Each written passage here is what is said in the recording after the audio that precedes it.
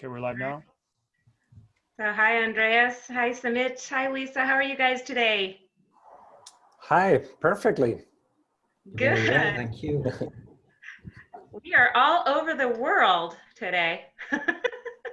Yes, obviously some German who is from Vienna. This is interesting, isn't it? Didn't you So we have say what, that 5 different time horses zones? walking in the streets? Pardon? I'm sorry. I thought you said that there was horses walking in your streets. Oh yeah, that's true.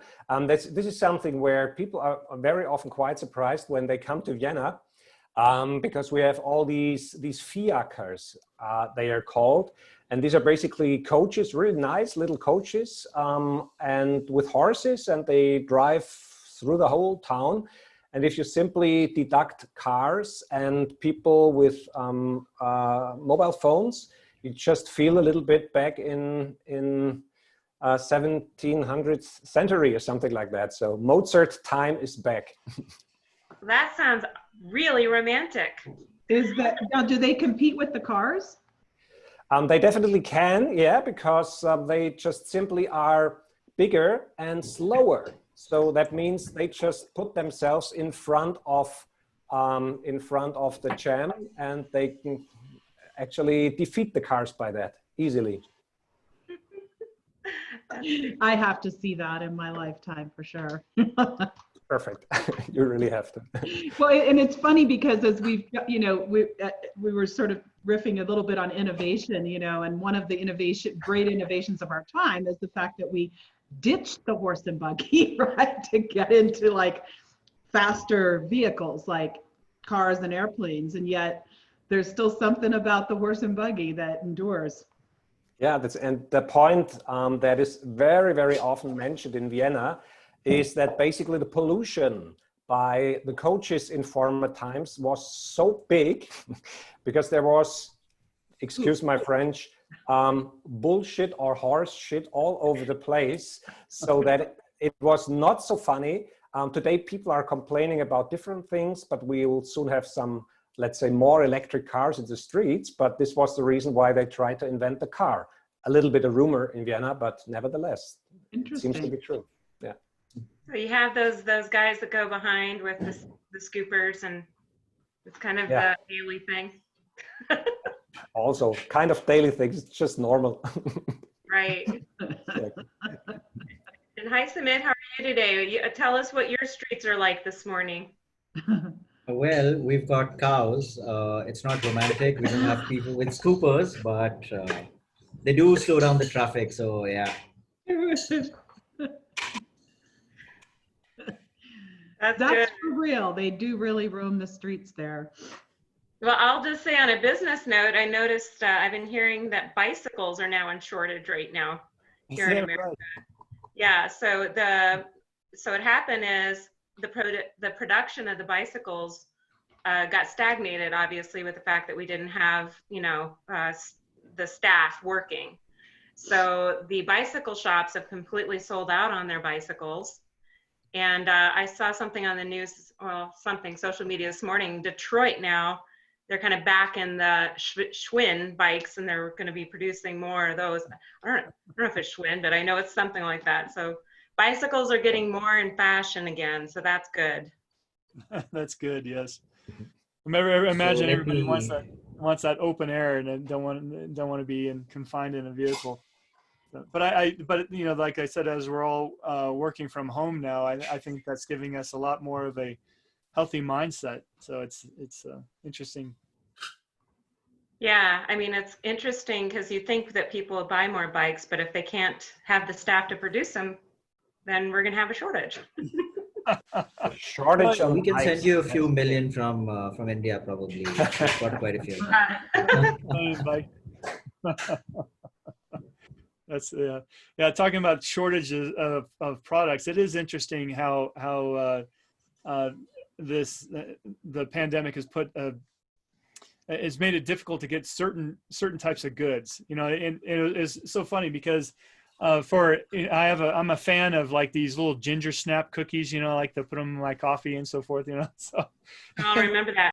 It was like three weeks and they're out of those in the store. And then of course, but another thing, especially during the stress of the pandemic, you want to do some therapy or comfort eating, and right. And you do not get your drugs. That's incredible. Incredible.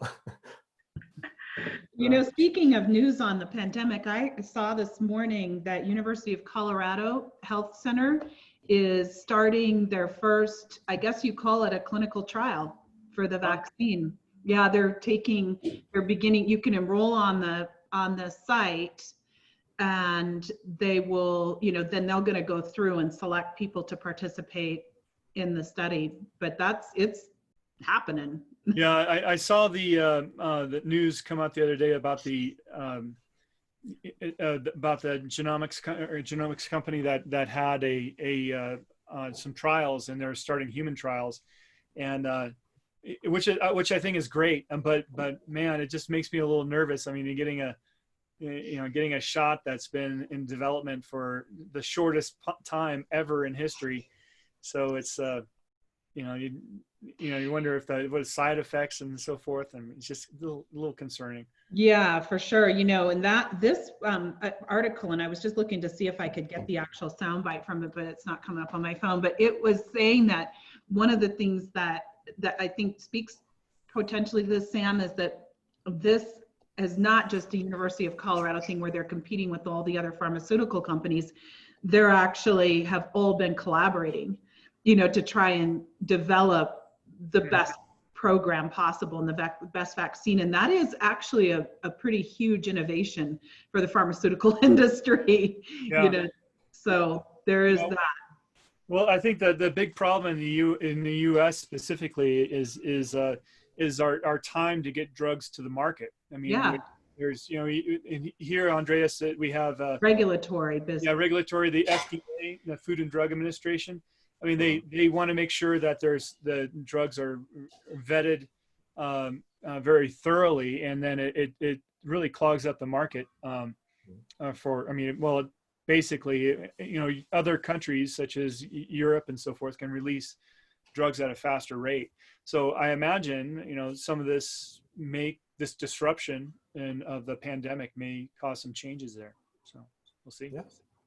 Well, we're a few minutes from the start of our People Strategies Forum, so I have a couple minutes left here. So welcome everyone for joining us today. Very excited to have another great engaging discussion. It is July 29th of 2020. Almost the end of July. Yeah, right. Summer's going by quick. Yeah.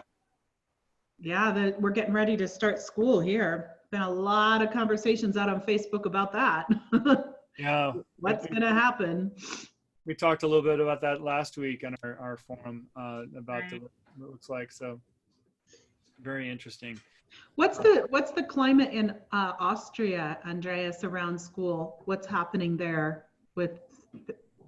It is a very volatile climate, basically, in school. We had homeschooling for quite a long time, basically for 4 months. We had to do homeschooling here because schools were completely closed. And that was really, really a hard time for a lot of families because if you combine home office situations with the duty of homeschooling, this is not easy to handle, definitely. Mm-hmm. Yeah. And are your schools on do they go back in September? Yeah, we had actually, we have since around 3 weeks, we have official summer holidays. And we have around, let's calculate because it's different in Germany. We have 9 weeks in Austria. So actually a lot of time to, let's call it relax. But I used to say to my kids, we had a half a year of holiday anyway, but my wife does not think that's so funny. Yeah. Well, I'd just like to welcome everybody today to our People Strategies Forum. Hello. And we were just having an engaging discussion about school. So To get started here, my name is Shar Miller. I am a talent management consultant, and I also own a health advocacy company called Rocky Mountain Health Advocates. And I am super pleased to have a great panelist discussion here for another engaging discussion. And I also want to introduce Lisa Jackson. She is a culture strategist with Corporate Culture Pros and has just been an esteemed partner in helping us with these innovative and progressive ways around culture strategy. And I'm very happy to be partnered for a while now with Sam Reeve, who's a performance pay strategist. And it is Comp Team that has just been phenomenal in helping us sponsor these people strategy forums for a while now. And I think we're getting near 20 now. Also wanted to welcome Sumit Singla, who has also been just a phenomenal partner and the founder of Elevant HR Consulting. And Sumit has been along with us during the discussions. So I also want to introduce Andreas Fritsch, and he is joining us today. Just an awesome new gentleman with Envision Leadership Consulting, and he'll go through his background here in a few minutes. But today we're going to be talking about a couple of great topics around resilience in challenging times.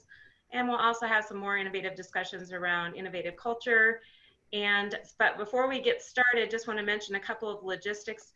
So this is our People Strategies Forum, and we love if you could be very much involved as a participant, and we engage with our chat down below. So if you look at the chat down below, as well as the Q&A, please let us know you're here. Please let us know if you've got some topics that you'd like us to discuss, as well as any stories or engaging questions, and we'll be happy to integrate that into our dialogue today. And also, Sam is pulling up a poll for you. So if you click on the poll down below, each of us are willing to or happy to have a 15-minute discussion, and you have a free gift of our time. Also, we have a free TMA assessment with portal access with your results. And then you'll notice you can click on any one of us to have a 15-minute phone conversation or otherwise on camera if you'd like. So anyway, so without further ado, I would like to go ahead and get us going. And so welcome, Andreas Fritsch. How are you? Yeah, fine, perfectly fine. I have to mention that we have a little time gap. This is just for you guys to understand, because I'm here in Vienna, Austria, as you might already have heard. This is the country where they have no kangaroos, just to mention that. So this is not funny at all, but you will not believe it. There are really t-shirts sold in Vienna where is really a kangaroo on it. There are no kangaroos in Austria, or Austria is not the country with the kangaroos, but this is stupid. So nevertheless. I don't think I see kangaroos around here in the United States too often either. Yeah. Do people confuse that? It's actually just to mention that we are not Australia, but this is actually right. Because some tourists, they might confuse it up, but yeah, no, just kidding. And here in Austria, it's now around 6 p.m. So we are already going into the evening sessions here. And I'm really happy to show you guys a little bit about findings of our company. I will mention the company, the structure a little bit later, about resilience, because the times are exactly these times where we need these specific human ability to stand up and maybe stand up again and be better afterwards. Oh, okay. Well, this is really exciting. We're super pleased to have you joining us at your dinner time. And this is great. So thank you so much. You're welcome. Great. So I think you want to share your screen, Andreas, and I know that you have a lot of stuff there. So I will just simply start with everything. So I'm just going through the presentation, and questions or anything like that, maybe you guys will organize in the chat. So now I just wait. And what we typically do is we'll have our video off, and then we'll pop on and off throughout your presentation. Yep. And we'll be monitoring the chat. So if anybody would like to discuss some questions with you, please feel free to put that in the Q&A there in the chat. Yep. So, resilience in challenging times. The question is, why are these times challenging? The answer is quite easy.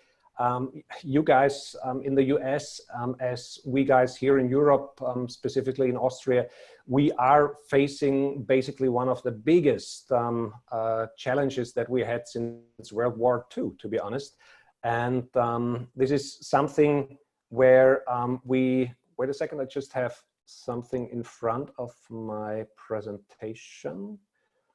And I have to stop this for a second. So back in 3 seconds from now, which is 1, 2, 3. Bum, bum, bum, bum. Here we are.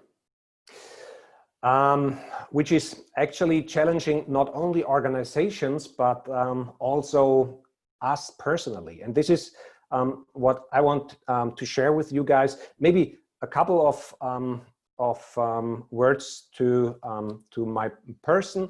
As you can easily hear, I'm not a native English speaking person. So I'm born and raised in Germany. I made my studies in Germany.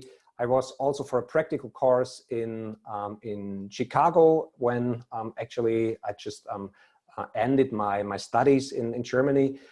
And I was starting to work with Mercedes-Benz, with the Bank of Mercedes-Benz, directly after I studied business administration in Germany. And after a couple of years, I decided to go self-employed together with a big company, with MLP, Marscholle, Lautenschläger und Partner, which is an independent financial advisor. I made a career in this company up to the CEO of Austria for the Austrian branch. And in 2005, I decided to get completely self-employed and founded my training, coaching, and talent management company. So as you can see here, since 1999, I am coach and trainer, father of 4 kids. I wrote a couple of books. Actually, I have to just see 3. It's 4 books, but 1 is not yet published. So about communication, personal growth, about financial freedom, more or less, in the framework of life balance, what we are going to mention together with resilience as well. And we have had as you can easily imagine, in different periods of developing a company, we had our ups and downs. And we had the year, for example, 2008, which was extremely challenging for us here in our country. And this is something where if you just go really, really down to the limit of the valley of tears in business or personal environments, you definitely need something that is called resilience. And I'm going to mention that much more in detail. So this is the actual situation. We were more or less used to work online. And this is a cultural technique that globally is existing right now, a cultural technique that old people learned exactly the same way as young people learned it, and sometimes specific perspectives turned around. I learned, to be honest, a lot from my 15-year-old son, who helped me with specific technical challenges that I had. He even trained me in MS Teams because his teacher made homeschooling with MS Teams. So I just went to a course with my son and just tried to learn a little bit about how just really online settings in this form are done. So things have really shifted, and the actual situation right now is coming back to normal. What we see, not really back to normal, which means that a lot of people are in situations where they cannot go on like they did before the pandemic, out of different reasons. Some are bankrupt, some have completely different business models. Some might have found also specific different challenges in their lives, or maybe different perspectives within the pandemic. We had a training a couple of weeks ago where I had a participant, and he said, You know, sometimes I'm feeling a bit like the water in the channels in Venice. Maybe you have heard about that.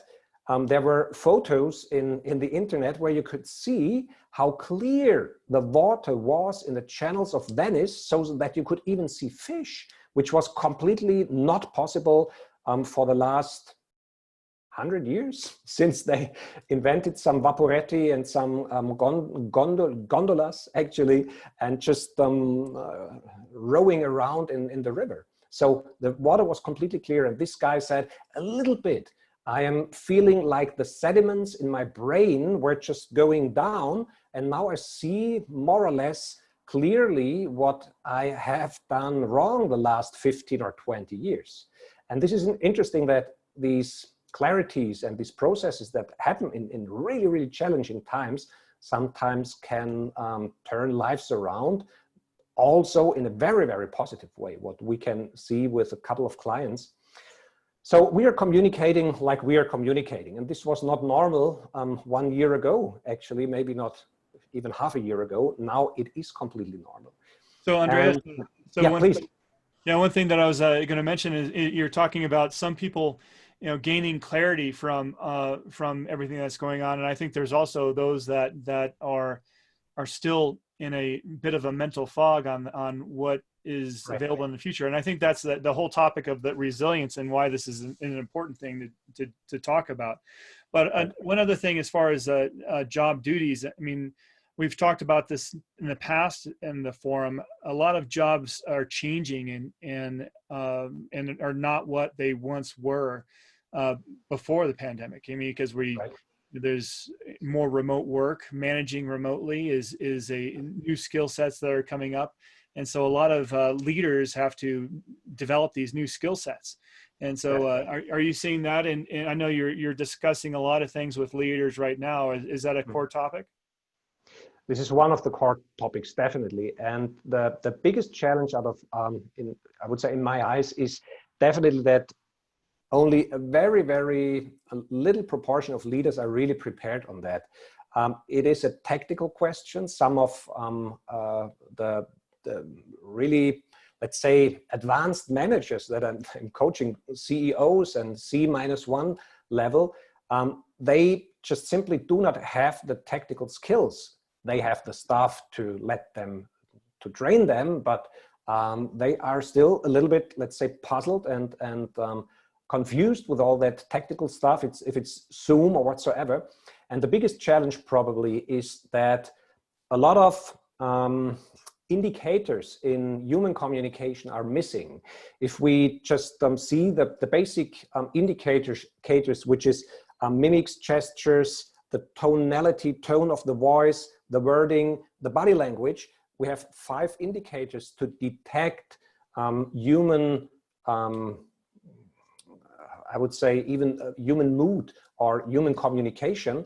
And a lot of these indicators are missing online. So people have to define basically a completely new way of communicating. And what we see in the training business in Austria, if we make a pitch today for a client, they just simply challenge us and say, do you have exactly the same also in an online concept? So if you just offer something offline, you are out of the business. And this is something what companies, what our clients are really demanding from us, but very often they do not even have these means and tools and these skill sets themselves, mostly in management. And this is a little bit concerning me, to be honest. Right, I can see that. Mm-hmm. Yeah, and resilience is basically, if what you mentioned, Sam, is to make something out of that. I have to admit that we are the presence guys. So we were completely not into online coaching and online training. From time to time, I made a couple of calls with my clients when I was just accompanying a coaching process, but this was not our standard business. So we were actually hit by the pandemic from, like, I drove a Ferrari on the highway with in Austria, you can just drive with 130, so a little bit comparable to you guys, kilometers per hour. In Germany, it's still open. So if you imagine you drive this Ferrari with 200 kilometers per hour on a German highway, and suddenly the engine is turned off, like click. And this was a little bit how we felt. So actually 80% of our business went completely away from one day to the other. So how does a company then feel? It either goes into bankruptcy, or it tries to develop strategies that actually should have been developed long time ago, some online strategies. I know that we did not do that, let's say 1 year or 2 years ago. We should have done, but we are not alone on that. A lot of training companies, consulting companies do not have an online strategy.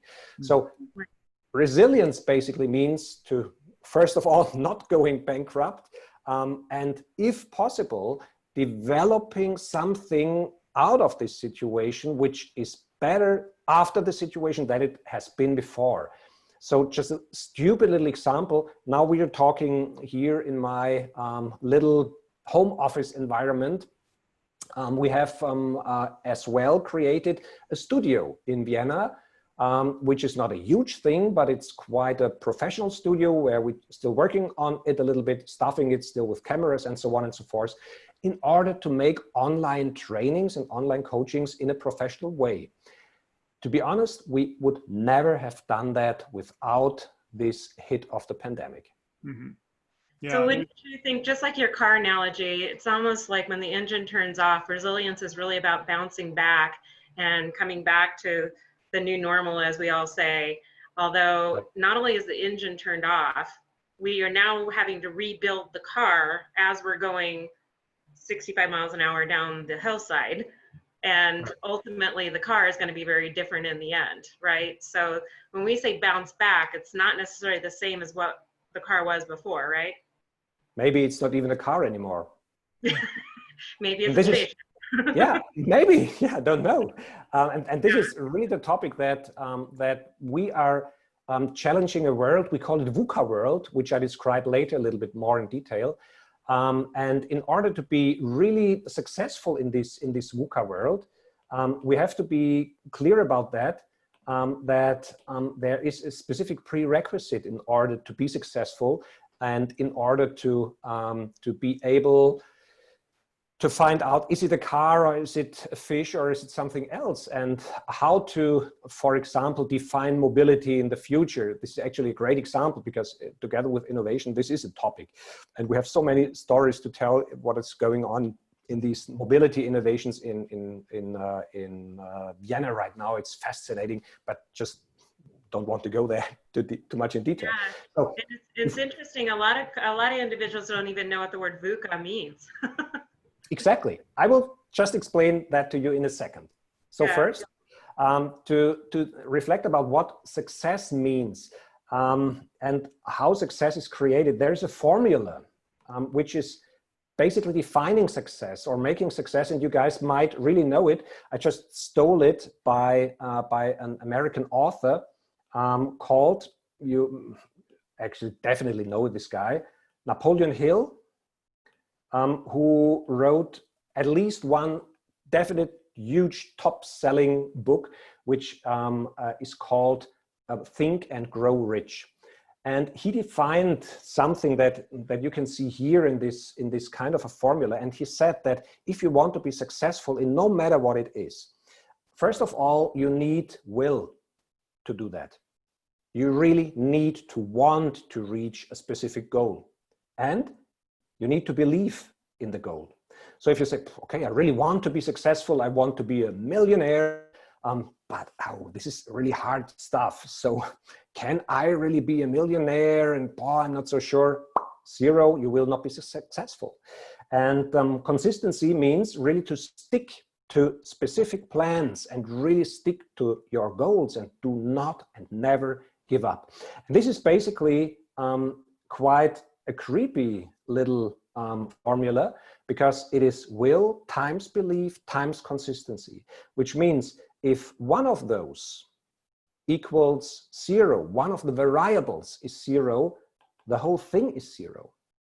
this is a little bit creepy, and I'm very often, if my clients ask me, most of the clients that I'm accompanying over years and years in specific processes, and they are not exactly there where they wanted to be, we always work with this formula. So do you really want to do that? And do you really want to reach that goal? And do you really believe in that you can reach that goal? And do you really work on a really consistent basis on fulfilling that? So, and if this is not the case, you will not be successful. And a piece on that, the consistency piece, is I think that is often left out of these conversations. I think, right. In Simon Sinek's book, I think that was The Infinite Game. He was talking about the importance of consistency, ensuring that we have a regular agenda on this. And he uses the explanation of going, working out, just going to the gym. I mean, if you are, you go and you have a big effort at the beginning of the year and then it falls off, of course, we're never going to meet our goal. And even if we spend 8 hours a day in the gym for that period of time, but as you're looking at a life change and you're going 20 minutes every day, you make it part of your habit. That consistency causes that change, and I think that's often left out of these formulas for success. Would you not think that the consistency can be extremely challenging in a time when the business model has to take an extreme pivot? So back to the gym aspect, we can't go to the gym right now, or at least it's a different type of gym, and we may have to have a home gym. But if your executive leaders are not on the same page, that will, belief, and consistency is going to be very challenging to show your teams. But I think that's a great point into what you're saying, is we have to re-envision what the gym is. Mm-hmm. And so we've changed it from our regular norm of that being another place to innovating and having a new definition for that of how we're going to accomplish those results. There, I have quite a clear thought on that. A very good friend of mine. He was one of the first CrossFit trainers in Austria and is doing martial arts since he's 3 years old. And this guy is Chinese with let's say a clear German with a very, very hard Austrian accent. So really a great guy. And he used to say that actually it is only about habit. What you mentioned, Char, it's only about habit. And out of my perspective, the gym is nothing else but an excuse in each and every direction. And I was doing a lot of training with this guy before the pandemics, and we met in a specific form of gym. It was a brick box, and we had our kettlebells and things like that. And as soon as the pandemic started, we had to stop it at once. Now the excuse would be there is no gym, there is no fitness anymore, no workout anymore. And I was extremely happy that this guy trained me a couple of exercises that I could simply do on my own, even without having any kind of weights or machines or whatsoever, just with a rope and with a couple of windows to open and having fresh air and doing that in the living room. And I think this is the point, that consistency means there is no excuse. Mm-hmm. And it sounds a little bit boring, to be honest. And I always have this in international discussions. I very often have, oh, you are so German. This is incredible. I don't like that. It's so serious. It's not funny. But I say, yeah, it is fun as soon as you have the result, because it's not funny if you have 30 kilograms of overweight and you feel terrible. And this is not funny. And I can really say that because I had a couple of kilograms overweight.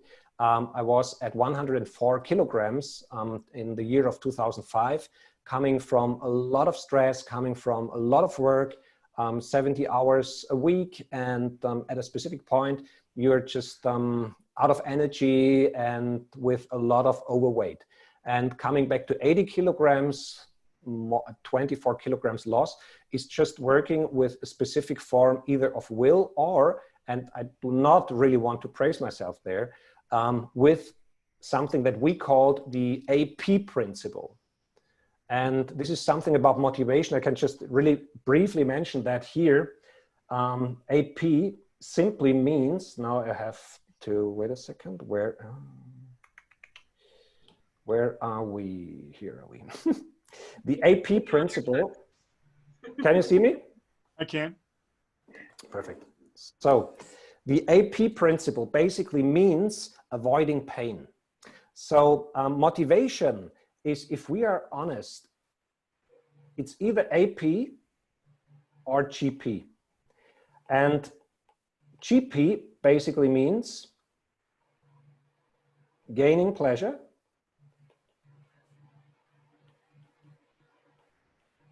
and AP basically means avoiding pain. And now you guys can reflect about what is the stronger motivator. I always have to be careful that I do not write pain like the Italian pane, like bread. So avoiding pain is, in most cases, one of the strongest motivator to change things. And it was the motivator for me, because my doctor said, hey, you guy, if you keep eating like that, all this crap, you will definitely have a huge challenge, maybe not much longer than 10 years to live from now on. And this is really, the avoidance of pain is an extremely big motivator to change things and to lose 20 kilograms of weight. And then it's easy. And this is consistency. It does not sound so, wow, cool and super great. We have a wonderful goal, which is gaining pleasure. And wow, I will look so perfect if I lost 20 kilograms and the old trousers are fitting again, and wow, super cool. This is not the point. Most people start to change if they get a kick in the ass and if they need to avoid pain. And this has to do a lot with resilience and with this success formula, as you mentioned, Sam, basically. So, Andreas, I wanted to just bring something up onto this point that's coming up in the chat. Which is, and to this point about the will, belief, the consistency, and even what you're talking about the avoidance of pain being the stronger motivator, that there's also this, conversation happening in the chat around the companies needing to pivot and to really develop adaptability within their leadership.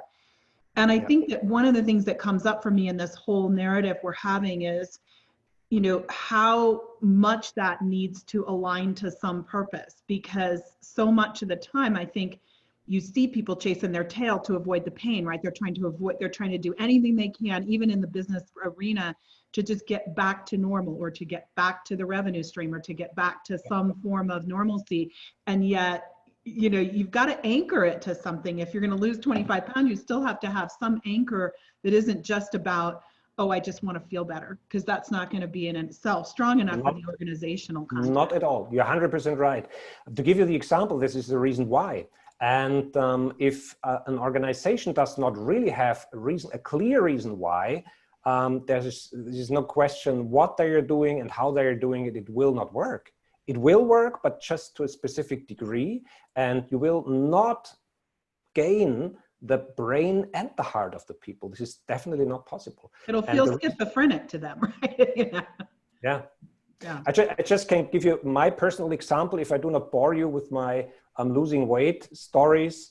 But my strongest motivator was not looking better or whatsoever, or feeling better. This was the point that a lot of doctors tried before. The very smart one looked me into the eyes and said, hey, my friend, you have kids. Mm-hmm. They need a father. And in this point, it made click.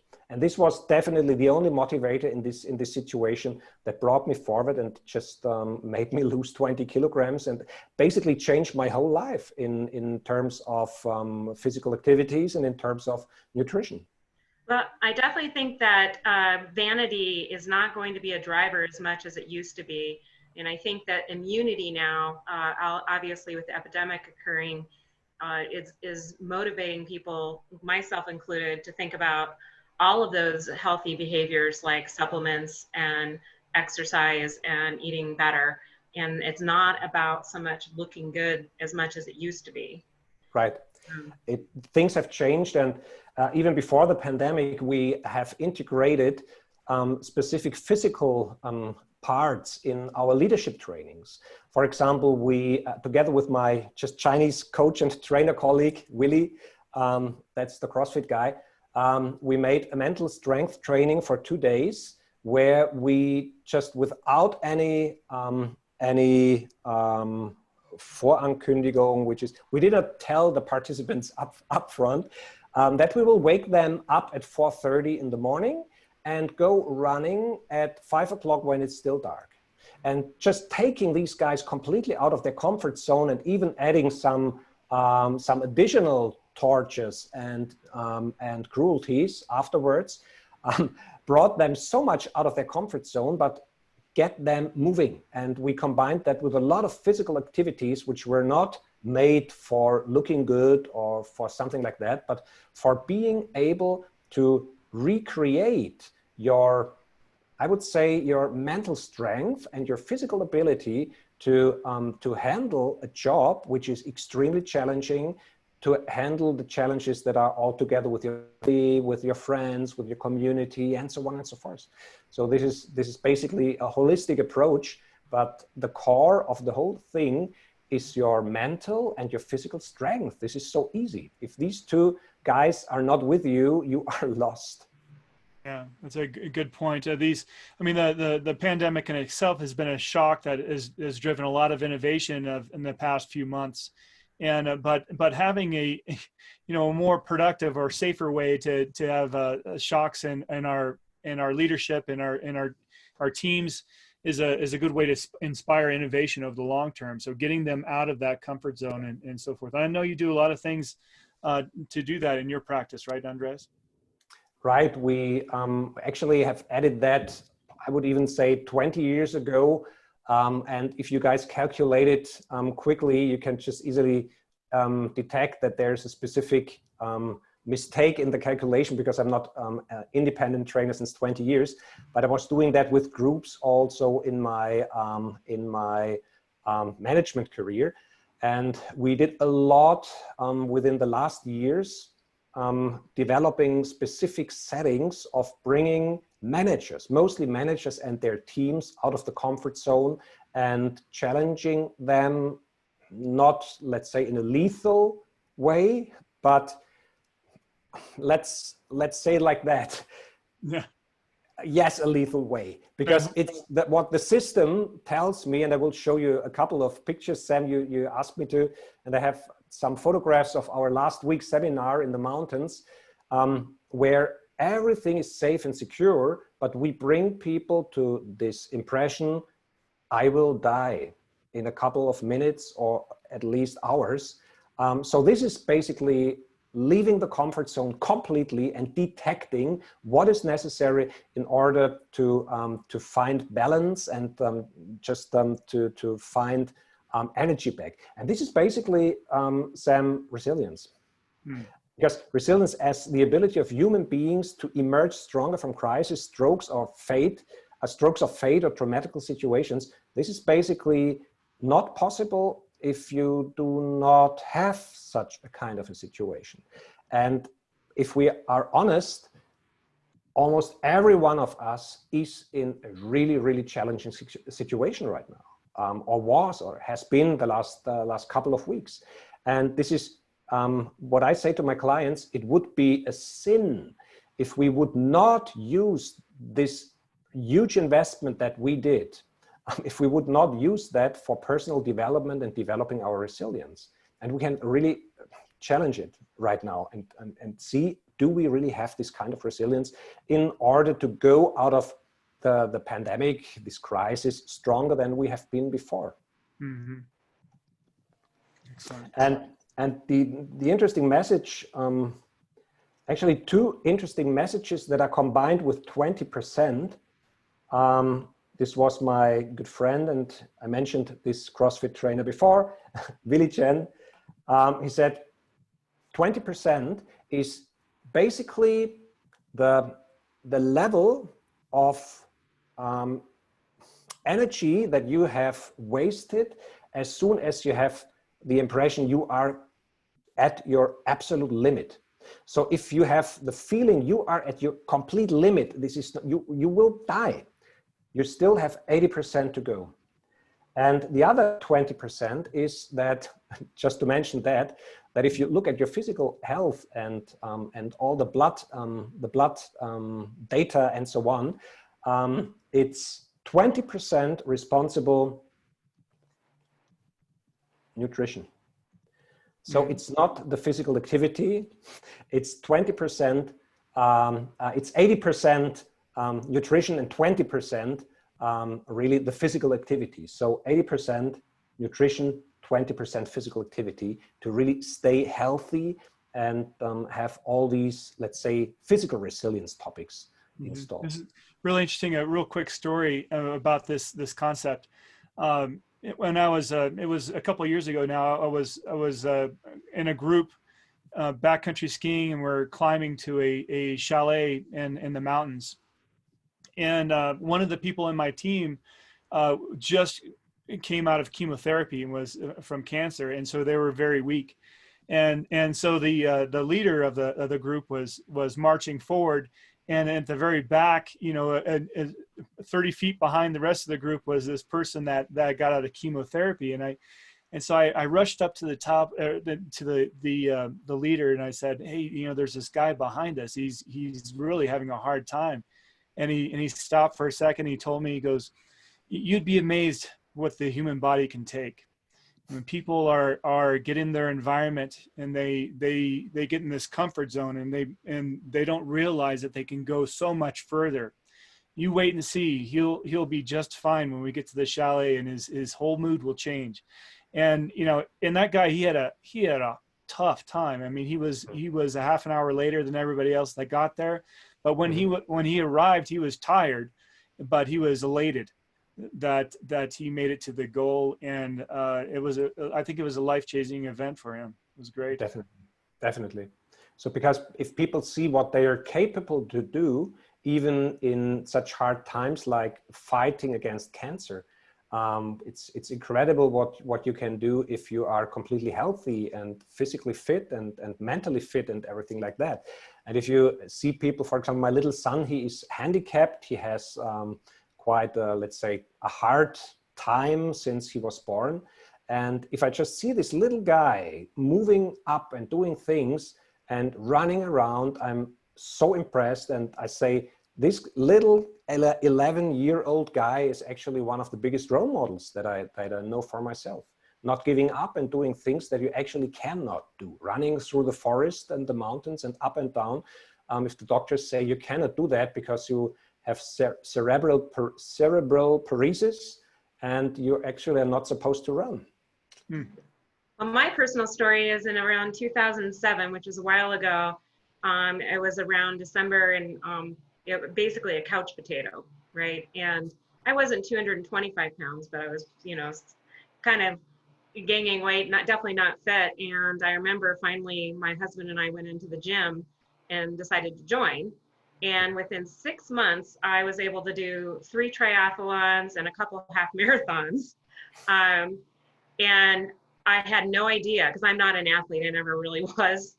And I had no idea that I had that ability. Now, granted, now I need to do that again, because I think I'm falling back into the couch potato aspect. But at least the thing that was the big difference for me was I had a coach. And I had a coach that was, and then I remember her looking at me and saying, "You're going to get in here, you're going to train with me, and I'm going to motivate you to be able to help you achieve your goal." I had no idea that was possible. So I completely agree. Having that coaching culture to help you achieve, to be stronger, is so vital. Yeah, I think that's the concept of mentoring and reverse mentoring in today's society is super important. Those people that keep us on track and help us achieve, and putting those people together as part of that team is quite important. Making sure that the chemistry between them is effective, and that's one thing the TMA method allows us to do. We can look at different profiles and understand the type of people that collaborate well together.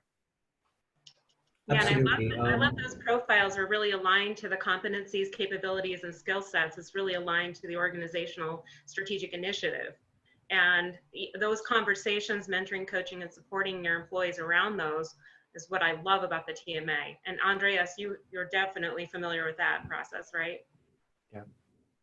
Yeah, we use that as well in mental trainings and in team building, and really putting together the ideal and really collaborating teams, because what we really can see very often, if teams are put together in the wrong way, they are actually not what we call synergy. They are not giving each other synergy. They actually just distract themselves from each other. So they are getting worse and worse and worse because they're just taking themselves energy instead of giving themselves energy. And if you put together the right people in the right teams, they really give themselves energy. I will mention a little bit later the 8 highlights of resilience, which are basically 8 topics that I would like to give you guys to frame resilience a little bit up. And collaboration and cooperation, working together as a team, just to spoil that, is an extremely important part to build up personal resilience, this magical word. And if we see that as the ability of people to come up again if they are hit or if they are down, you can easily imagine that this can be done much easier together than alone. And most of all in this kind of a VUCA world, and this is what I mentioned a couple of times, so I don't want to stress it too long. Just what is VUCA? Maybe you guys have heard it. It comes from the Cold War, actually, and it tried to describe a situation which is extremely difficult, which cannot be exactly overseen, which is diverse, fast, dynamic. And VUCA basically said the world around us is volatile. So volatility as one important characteristics of a VUCA world. If things are extremely stable and no changes and everything is running like it did 20 years before, no volatility, everything is fine. That's the question if it is, but volatility is nevertheless stressing people or exhausting people, because it gives uncertainty. People feel insecure, and in organizations, one of the most important things is to work against this insecurity. If people feel psychological safety in a team and together and in collaboration, they are able to tackle each and every crisis in a specific way. Mm-hmm. And the third one is complexity. To be honest, we as human beings are not made for tackling complexity, because we even cannot think in exponential functions.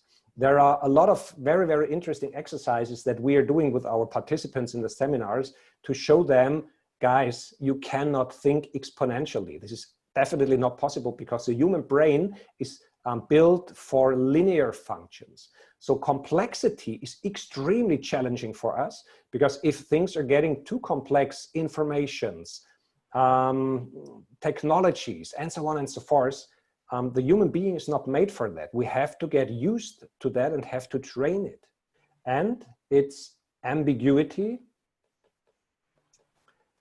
You guys know what that is. It's just actually the word for there's not a clear good and a clear bad in things, but things are ambiguous, and sometimes something that was perfect today turns out to be a disaster tomorrow.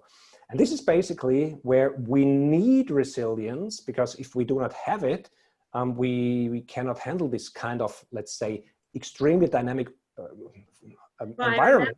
When I worked in healthcare and in the executive team, the first time I heard the word VUCA, as one of our executives came into the boardroom and started talking about VUCA. And at the time, this is back in with the affordable healthcare that was coming out, and there was a realization that the reimbursements in order for the healthcare system to sustain was definitely going to be impacted, as well as the patient outcomes that were expected during that time. And so back then, the VUCA was all over as far as talking about with the leadership team. I would only imagine right now that the VUCA in the healthcare systems has only been intensified. And so I remember us talking about VUCA, but a lot of times we didn't really talk about what to do about it. And it was not clear. It was very, as you talk about, ambiguous. Okay, we acknowledge we're in this environmental state, but the reality is we still have to take care of our patients' lives. Yeah. Now what? So we're here, now what? Yeah. And actually, we were talking about VUCA World half a year ago. We were always using these great and well-known examples of Kodak, for example, who is not existing anymore, of Nokia, who are building rubber boots again. No, not anymore. I think they just build specific mobile phones, but not latest technology anymore. We were talking about the Tesla threat for the German car manufacturers, actually the car manufacturers all over the world, and what these guys just created. You can just, let's say, talk about quality that these cars have, but they have a technology which is incredible, and they actually even, I would say, at least threatened one of the biggest industries in the world, just a startup, if you imagine that.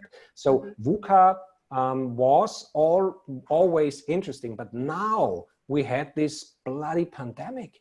Something happened that we would never have expected, and some guys are just becoming ill, and in the global connections, this is spreading all over the world within a couple of days, and actually bringing the whole economical system down like that.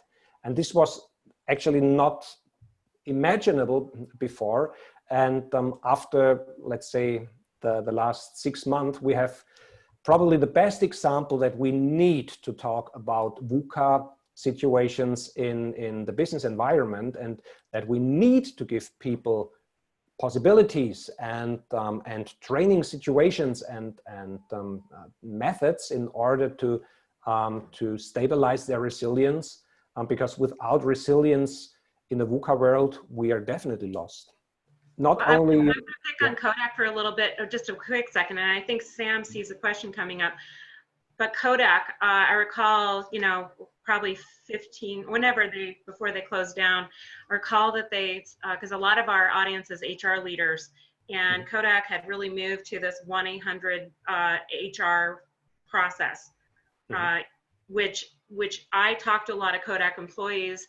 There wasn't really an opportunity to have innovation and progressiveness from the frontline employee point of view, and not the ability to be agile and change with the times. I mean, making X-ray films and those types of things.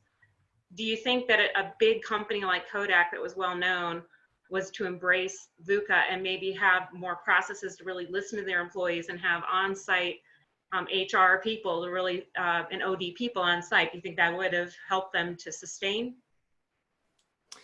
You're touching a very, very critical point, or very interesting point, actually, because if we go to the HR topic, in my perspective, HR is completely underestimated, because the importance of a really, I would even say, well-trained HR staff and an HR staff and the best member of the board who is working for HR, to give power to the HR would be one of the most important topics to prepare organizations to handle this VUCA environment, definitely.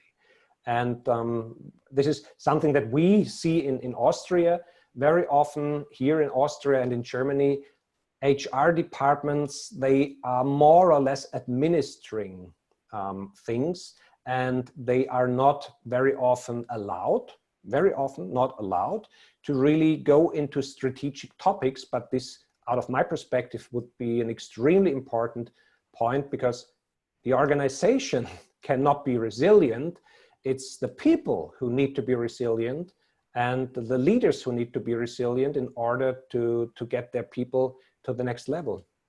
Well, as a traditional HR person, I think HR is not necessarily liked as well or favored in an organization. I do think there's a new culture of the people strategy leaders, and that leadership overall has to be true, excellent people strategic leaders, and the people strategy departments or those expertise need to help foster that change. Sam, did you have a comment? Well, that I was going to say that's the main reason why we're doing these forums is to elevate the profession so that people can be more impactful upon their organizations. Having HR as a pure administrative role is not a way a company is going to have any kind of strategic influence in the future. The mere fact is that many of our executives are not skilled in a lot of the disciplines that are required to ensure that there's good people processes, good people strategies, and it needs their mind is often driven to what their specific discipline is. CFO, finance. I got to think about how we can think about the finance of this organization. Operations are all about delivering.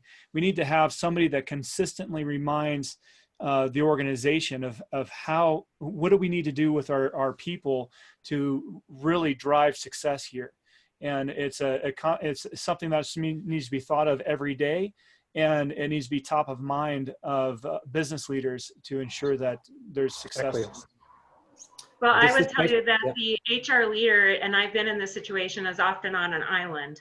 And the bureaucracy of not having the executive buy-in at the top, every single C-suite level, who have a buy-in to people's strategies, that HR leader will maybe last a few years at the organization, maybe not even that, if we can't even have that CEO, the CFO, the CAO, any type of individual that's completely aligned in that culture. Right. And this basically brings me to VUCA 2. Because VUCA 2 basically... Now we know what to do with this. Right. Now you will definitely know what to do with that, because this is exactly what we were talking about now. Because if we want to find a specific solution for these VUCA processes that are going on, the first V is not volatility anymore, but it's vision. So if an organization is able to give a clear vision, we could call it a reason why. We are a huge step ahead, also in war for talents and whatsoever we are talking about in HR topics.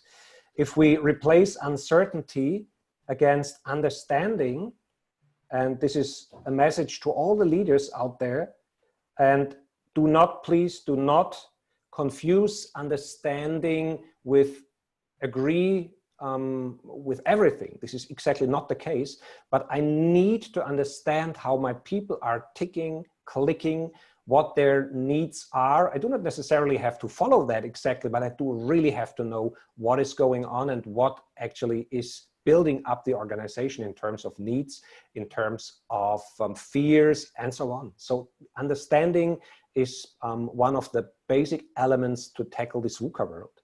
And the C is not complexity in this case, the C is communication. Because without communication, and this is something that I could see in this pandemic situation where we had a complete lockdown from the 16th of March on, that many leaders did not communicate with their people in the right way.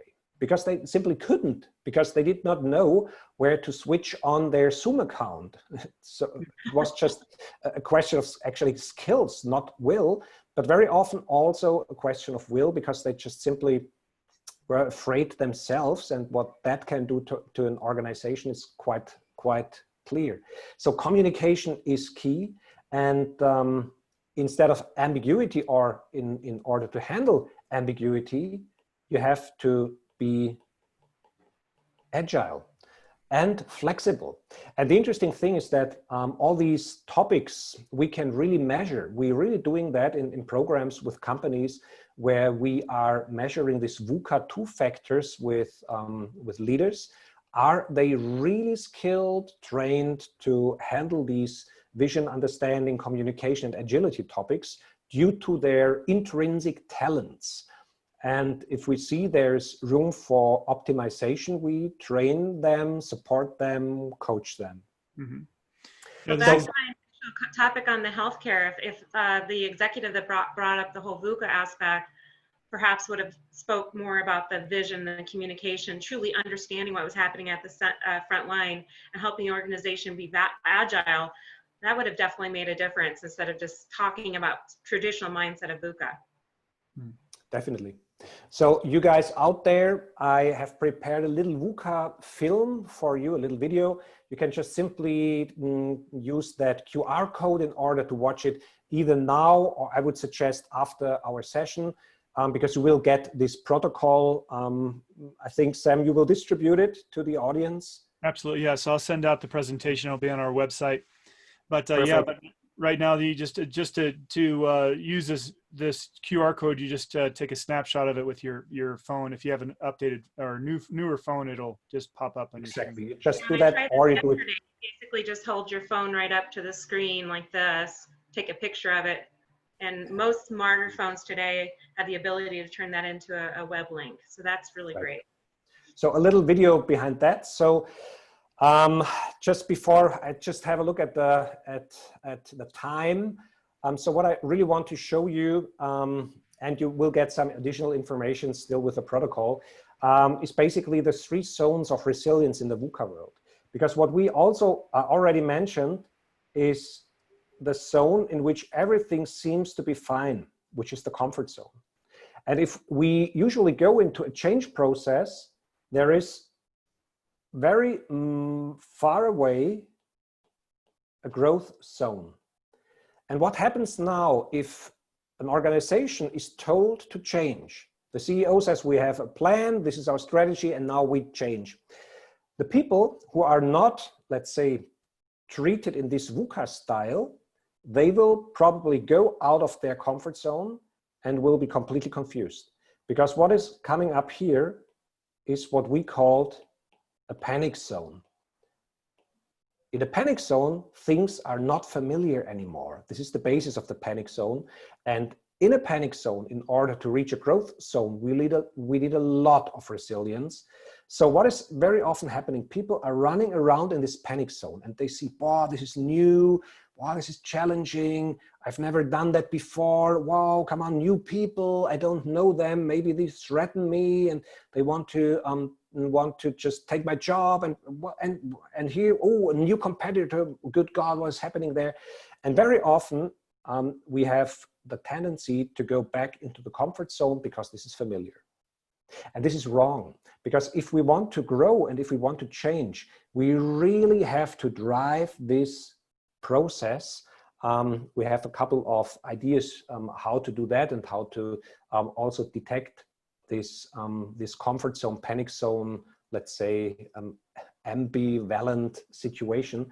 By the way, my dear friend Willy Chen, this is the CrossFit trainer that I mentioned. I think it was the 3rd time at least. He called the panic zone performance zone, because we learn how to tackle problems. What Sam mentioned, the participant with the cancer therapy, we learn how to tackle problems, but we will not learn it if we are only, let's say, all the time taken away from difficult situations. This is like little kids. If we take away our little kids from difficult situations, they will not learn how to handle them. And I have a couple of photos prepared. This is really just quickly going through one training that we had, I think it was around 2 weeks ago, which was a resilience training. By the way, this guy is me. And we were working with that team in the forest. We had this high rope parkour, this high rope event. We challenged the participants really a lot. You see still a happy face, but this changed quite quickly. And they really had to do challenging things. Actually, nothing could happen because they were safe and secure. And you see this little young man climbing on that pole. This is around, I would say, 8 to 10 meters approximately. So this is really a challenge, climbing up on that pole. And at the end, you stand on that pole and count to 3, and then you jump. And you have to rely on the material, you have to rely on the people that are securing you. And actually you have to rely on yourself very much. And by the way, this young man here that you can see is my son Daniel. It was the first time that I took him into a seminar with me, and he was extremely proud and was extremely committed, and it was cool that he was the first one to really climb on that pole. I have to tell you, Andreas, I was the person when I was 27 years old, and we had a leadership development program, like a ropes course like this, and that was me. I had to climb that pole, and I had to stand on the top, and I remember my hands and my legs were shaking and trembling, and then the entire team's holding onto the rope, right? Well, I was not sure they were really going to hold my weight, and I had to fly off that pole, and it was a very life-changing experience. Now, what's interesting to me, because I was also a training coordinator and an HR coordinator at the time, but it was interesting to me because I think now, over 20 years later, I'm looking back at that experience, because at the time, being a young professional at the time, I thought, why are we doing these ropes courses? Why are we doing these things where we're having to scare the living bejeebies out of ourselves and jump off things? I would say now I have a deeper understanding of that resiliency process, because I think that helped me with the rest of my career, be stronger, more resilient, and put up with that VUCA, the change and volatility. Yeah. So, unfortunately, that was only for the training department. I was hoping we could have broadened that to the rest of our departments. I agree, and it's so important. I mean, we were showing us the target chart that you a moment ago, Andreas, it reminds me of a story when my daughter, I was just showing her how to rappel and rock climbing, so and so I was and the thing is that the hardest part is just leaning back. When you're letting a person down a cliff, they have to they're claimed onto the cliff. They don't want to let go of the rock. Yeah. But what they have to do is they have to lean back and trust the rope. Exactly. And so she finally got that part. She was leaning back, and she's like, no, I want to stop. I want to come back up. I want to go back to the comfort zone. Right. And I was like, you've mastered the hardest part of this. Now all you have to do is just let yourself down. And that's all that took for, as soon as she got over that and just continued to persist and to have that persistence, that she got past that and was able to grow beyond that. So it's very important to not flee back to that comfort zone, but to move on. You guys have nerves of steel. I mean, all this rock climbing and jumping off poles and everything. I can't imagine being trained by you guys. Yeah, but the point is basically that if you did that once and standing there, this is kind of fear of dying, because this is our inborn natural reflex that there's no rope, there's no one to hold you. You just simply have to trust. And this fear of dying is actually a situation that you once overcame. This is building you an extreme proportion of personal resilience. And we took these guys out of the comfort zone. Here you see a hut. To be honest, it was not so, let's say, terrible and just sleeping on the floor. It was quite comfortable. But the meeting room was like that. It was not the meeting room that they were used to. And there was water and so on. But I just told them when we were still in the ropes, I told them there's no water, no electricity. Okay, there was a little shock. And then we had the next day a huge walk and a trip with e-mountain bikes, which was extremely, you see now they're so happy and they survived. No one died, but nevertheless, they had to do this trip. And these guys, for example, if you look at them, we ordered a hailstorm. Was quite expensive to order that, but they were soaking wet, and you can see the happiness in their face a bit. The resilience part was, we had 8 degrees there in the mountains, and it was stormy, and they were soaking wet, and they still had 2 hours to go. And this was a physical challenge, definitely, but they handled it. And afterwards, it's like Sam said, they are filled up with dopamine, serotonin, luck, success, and happiness. Was there lightning on that hill? Because I think that would definitely cause a panic to get off that hill as fast as possible. So it was actually, there was not a thunderstorm, but we could hear a thunder, but we knew that the thunderstorm itself with the flash and so on was still far away, but it was stormy, and you can see here the corns, the hail, and the hail in the face with a storm. It's really painful. So, cool. Wow. Now So one more thing, sorry. So I think the big lesson of all of this is I don't know how many times I've heard companies saying, well, I just can't wait till things get back to normal, or we can get back into the office and we can do that and so forth. The important thing is we need to coach as HR professionals out there and talent professionals is not to flee back to the comfort zone. You know, that we need to persist and innovate and understand that things are different now. There's a new mindset, a new normal. Exactly. So actually, it should be a back to not normal. And if we just go into these highlights, you guys out there, you just have maybe a little time restriction because it's 6 minutes already after our time frame. So Sam, Char, should we stop so far here and I just give these informations to you in the protocol? Yeah, and yeah, we can do that, but let's we're going to go into our QA session right now. So I'm going to let some people in on the panel, and we'll take some questions from the audience. And as we wait for those questions to come in, perhaps you can go through these 8 steps. Perfect. So go ahead, Andreas. Okay, so if we see the first step, it's basically what we mentioned before. This is orientation. And this is not the comfort, panic, and growth zone idea. This is if we see an organization with 3 levels, like an onion, layers actually, very often the question, the answer to the question is quite clear. If we say, what are we doing? This is, we are producing cars. Yeah. How are we doing that? Very efficiently. Perfect. The most important thing is missing,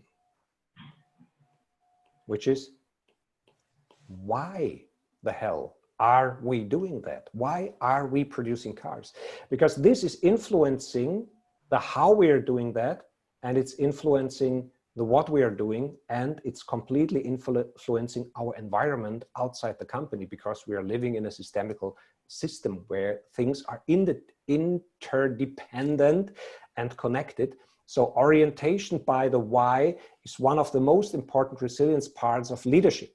If you give in this VUCA 2 definition, if you give your guys an orientation by giving them a clear reason why, and maybe also a clear reason why not, you have done a very, very important step into resilient leadership. Diversity and happiness is basically making clear that an organization has to be diverse, which means different talents, different characters, different personalities, and so on. Because as soon as you have a monoculture, I just call it like that, a monoculture in your company, and you have all the same talents with not the slightest, let's say, differentiation, it is really hard to build up organizational resilience, because what is happening to a tree, if there's a specific bug flying in, it's eating up the tree, and you have a forest full of these trees, the whole forest is gone. So diversity and happiness, happiness basically means coming out of diverse teams, because they inspire each other, they give each other energy, and they actually are creating more than just 1 + 1 = 2. The ideal social environment is basically, we used to work with a matrix, but it's a little bit too complicated to explain it here now. Just very, very briefly, I give you an idea of that. in environments in an organization, there are people who have the tendency to work more or less alone, and people who want to work in groups, and people who are more intrinsic motivated, and people who are more extrinsically motivated. And in this matrix, we find different personalities. For example, with TMA, we can measure that. We have, for example, personalities that love familiar groups. So they love to be in familiar groups. Others, they love to be in a one-to-one, and they can work perfectly in that. Others, they are in changing groups. This is extremely important for them, that they do not stick with the same groups all of the time. And others, they definitely completely prefer being completely alone and work their things in a peaceful and quiet environment. So just to know how people are ticking and clicking is so important, and to create the ideal social environment, which is also a question of how do we get back to work when it comes to home office situations, because not for everyone home office is right. For this guy, for example, home office is perfect. These guys can handle home office quite well, but these groups here, they have an extremely hard time with home office situations, because the human interaction is extremely missing. And there's a big proportion. It's more than 30% of the working staff is in these quadrants on the left side. So the ideal social environment is extremely important to know that in a VUCA world, to understand that. Personal development means just do it. Work on yourself, with yourself, and take care for your personal development. Networks, build them, because we know that collaboration and cooperation is building up not only individual resilience, but also organizational resilience. So the more people are working and thinking in networks, they make sure that resilience is built up. Cooperation is clear, because in teams, it is exactly that. Mathematics is not valid anymore, because in this case, it's synergy. And if we work in cooperative environments, it's much more fun and it's much more productive. If it's not the case, if we work against each other, we have a lot of competition, which can be extremely helpful as well. But if this competition is not leading us to cooperation, it's not sustainable. I just have this little film for you as well. Just use this little QR code for a little cooperation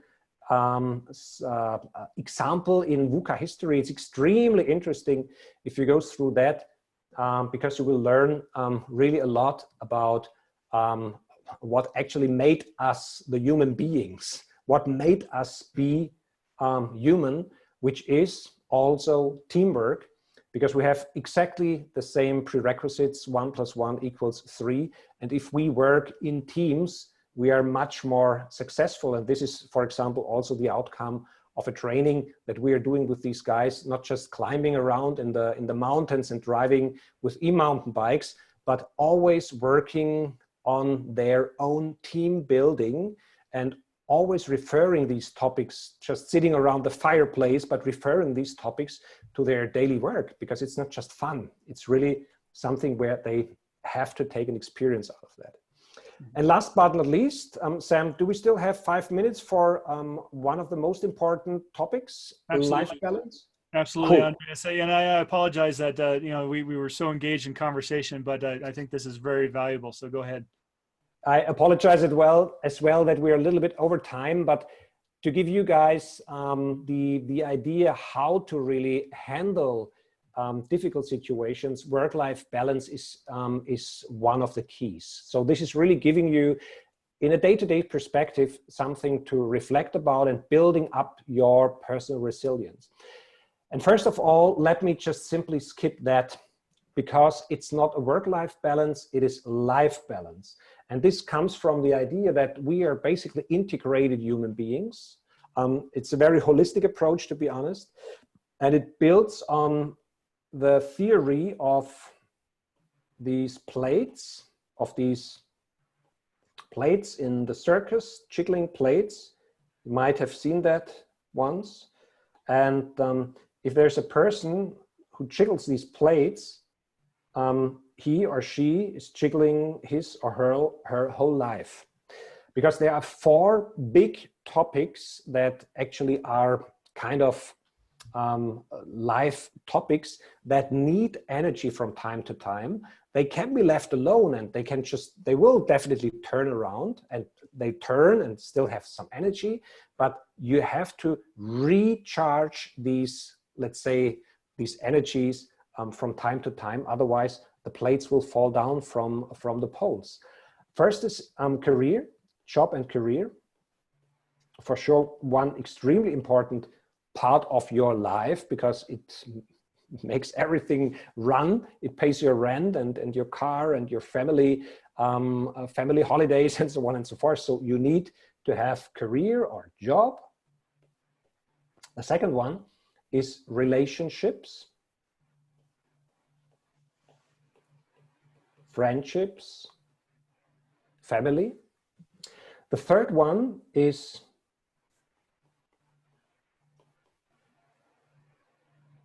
health, body. And the last one is something extremely special, because it's just for me. And if you guys reflect about your career and your last 10, 15, 20, 30, 40 years of your life, you will find out that a couple of these plates have already dropped once or twice. Some of these plates cannot be repaired anymore because they are made of porcelain. Can we say that? Porcelain? Yep. Yep. Others can be just picked up again and just balanced again. But to make that clear, always ask yourself first, how much energy, I would even say you have just 100% energy available, divided by 4. So how much energy do you have, or do you invest in each and every of the plates? Divide these 100% of your personal energy and time into 4, and you will see, maybe if you just invest 80% of your energy for your career, there's just 20% left for me, relationship and body and health. And that this will not work on a sustainable basis should actually be clear. And the second is that you say from 0 to 100%, this is the happiness factor, which means how happy and satisfied am I on a scale from 0 to 100 with each and every plate. And this is basically a continuous process that in coaching we do on a regular basis with our clients, but we should do that on our own, ourselves, let's say from month to month or from year to year at least, just some kind of a very personal inventory of our complex life situation. And this gives us a lot of resilience if we really actively handle these extremely important topics of our life. Mm-hmm. I think this is excellent. CEO, I'm sorry, Sam. If you see a CEO that is leading in the VUCA world, thinking about your entire talent management strategy and really thinking about every employee's career mobility, and are we really fostering a team environment with relationships, really focusing on being a healthy employer, and then also taking care of ourselves, being the role model as an executive team.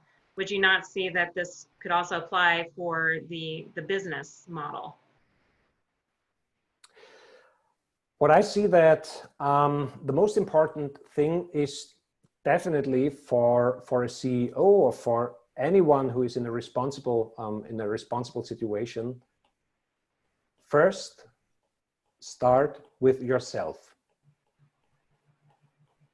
And Stephen Covey mentioned that you should first try to understand, then try to be understood. And in order to understand how your people are ticking and clicking, you first have to understand yourself. And if you cannot handle and manage your personal life balance, this is extremely hard to fulfill the VUCA 2 concept, because it's hard to communicate if people do not trust you. If they say, you tell me I have to work this and that and have to take care for my health, but you have 20 kilograms overweight and you're divorced 3 times, so you are not a really trustworthy role model, basically. So this does not mean that each and every manager has to live like let's say, like a holy person, definitely not. But I used to say, walk your talk. So if you are not into these topics, it's perfectly fine, but be authentic and really be able to be used as a trustworthy role model for your staff. Yes, And I totally agree. You know, a big piece on this is that a lot of leaders think, well, I'm giving it all to my business. I'm giving it all. You know, I'm focusing on my people, right. And they don't worry about their health. They don't worry about their own personal needs. And the one thing that we all need to realize is that, you know, and we've all felt that when we've gotten ill or sick, we're down with the flu, we can't contribute at all. We can't help anyone. We can't drive the business. We're sick. And so that's the same thing with, you know, just for me. I mean, if you're not thinking about your personal growth, that you're not a whole person, how are you going to be able to lead and support others and give to others? I mean, you need to make sure that you have a strong foundation in ourselves before we can go without and give to others or drive other initiatives. Yeah, I have seen executives that were not demonstrating a healthy lifestyle. And I've seen executives, for example, bombarding their employees during the weekends or late at night or at 3 in the morning, and then also working late, long hours. So it created a environment and the culture that everybody felt like, well, I can't have work balance, life balance, because my executive that I report to is not going to see that as a strength in me. So it created kind of an unhealthy, toxic culture because of the behaviors of not demonstrating. Doesn't mean that I would be proud of my executive leader to take a 2-month trip to Austria for their life balance, but I could barely get a 1-week homestay vacation to take care of my kiddos. You know, that is not necessarily healthy as well, although I think going to Austria would be great. But having that fine balance as an executive leader to be the role model, but then think about the shoes of the frontline employee and how they can exhibit that life balance lifestyle. I think that would make a far healthier employee environment. And this is far away from esoteric, because we very often hear, wow, this is so esoteric, and you would just wear this pink sunglasses.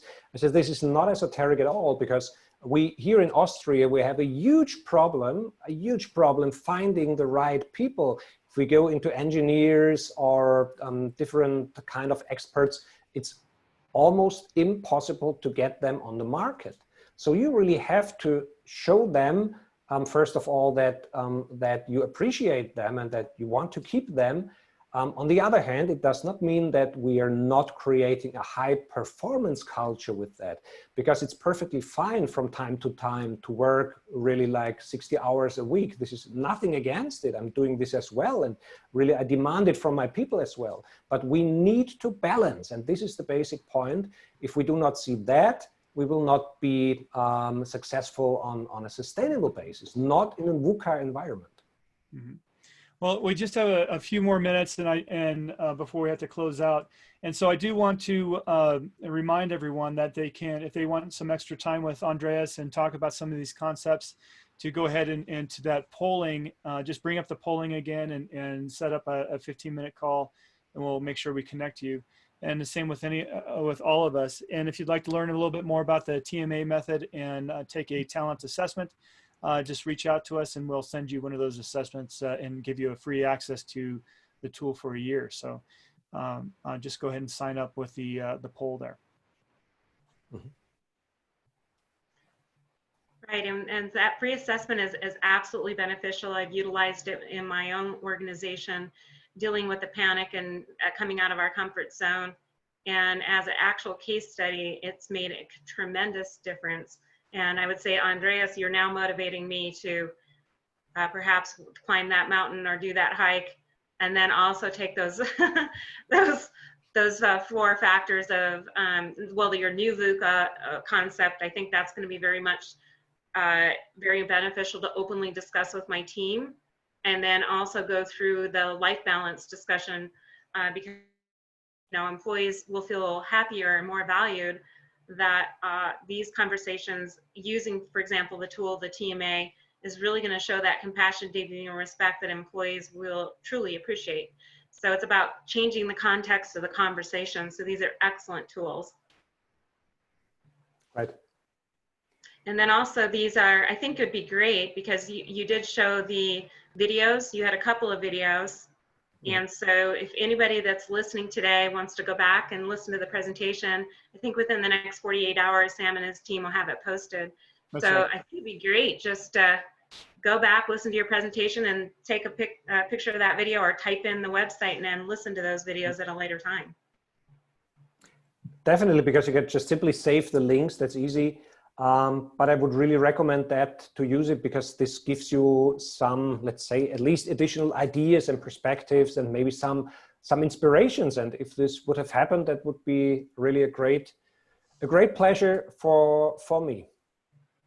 And I would also love to have you come back and join our People Strategies Forum as well, because this is very enriching, very beneficial, had some helpful just-in-time tools and gifts that executive leaders, HR people alike can utilize. So would you be willing to come back and join us at a later time?